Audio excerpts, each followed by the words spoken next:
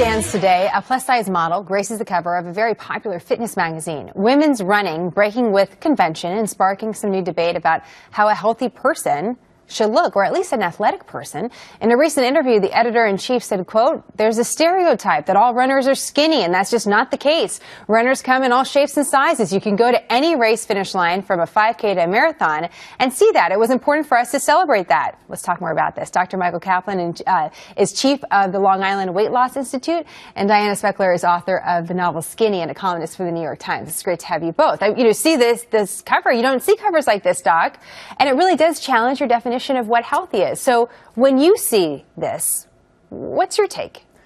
So first, I just want to start with, I've been practicing obesity medicine since 2001, and what I know with certainty is people don't choose to be obese, and there's at least 10 hormones at play that make people feel hungry, make it more difficult for them to lose weight, and kind of gives them a hand in life that's more difficult for that person to lose weight.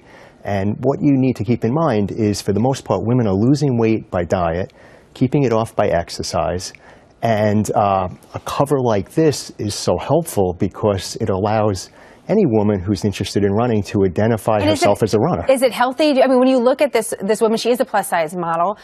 We were talking earlier, she likely would qualify technically as obese.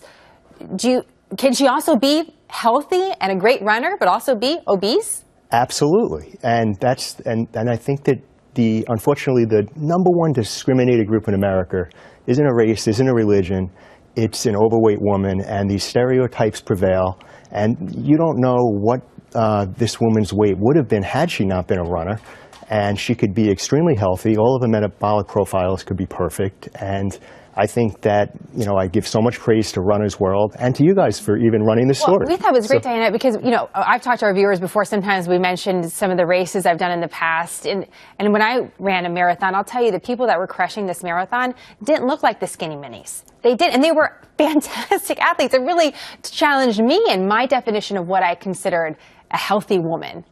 So what do you think about this?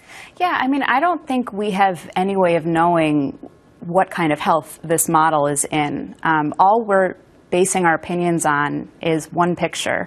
We don't know why she's obese. We don't know, not that it matters, it's really not any of our business why she looks the way she looks, and she could be perfectly healthy. Well, it's interesting, we're going to juxtapose these two images because we wanted to show an ad that's also been getting some attention, this Bugaboo ad for a child's stroller, and you can see there's a model. She has a 2-year-old, by the way. This stroller ad is showing this woman with a fantastic body, but a lot of women are looking at that like, really? That's what you look at like when you have a 2-year-old? Doc, but it makes you wonder, do we even have an accurate image of what healthy really is? And you look at these two, how do you know who's more healthy? I agree, and I think that most women who just gave birth do not look like that model, and I think that it actually makes it more difficult for a woman's body image that first year of life, having a young child at home, and I don't think that company's doing a good service for most mothers out there. I was looking at some of the comments. It's actually very funny, Diana. One of the mothers that was weighing in was saying, she's JV because she doesn't have her diaper bag. You never leave the house without a diaper bag, which I think you also don't leave the house in a bikini normally as well.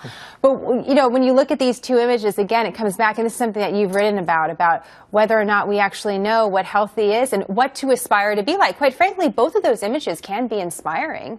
Yeah, I don't know about the stroller image because I think, we live in this society where there's so much talk about celebrities losing the baby weight and as if that's the most valuable thing that can happen in the first year of motherhood.